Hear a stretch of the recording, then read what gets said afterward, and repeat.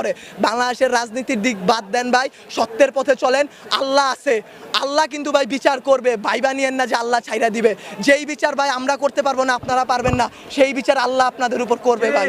আর কিছু বলার নাই, একদিন না একদিন ভাই এই বিচার আপনারা পাবেন। এতগুলা বাচ্চার জীবন নিয়ে খেলাধুলা করেন না ভাই। আপনাদেরকে আরও বলতেছি, সত্য নিউজগুলো সবার সামনে আনেন। রাতের বেলা লাশ গুম করেন না। এই স্কুলের শিক্ষকদের উপর হাত তোলা হয়েছে। একটা শিক্ষক কি পিতামাতার পর আল্লাহ বলছে সবচেয়ে গুরুত্বপূর্ণ, সবচেয়ে মর্যাদাবান স্থান একজন শিক্ষকের।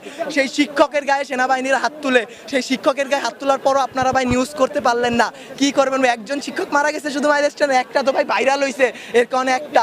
যেই রকম যতগুলো বাচ্চা মারা গেছে সেইগুলা দিতে পারতেছেন না, শিক্ষক মারা গেছে সেই সব করতে পারতেছেন না, শিক্ষকদের গায়ে হাত তোলা হয়েছে সেইটা করতে পারতেছেন না, কিন্তু ঠিকই ভুয়া নিউজ দিয়া ভাই চ্যানেল আগায় নিয়ে যাইতেছেন ভাই।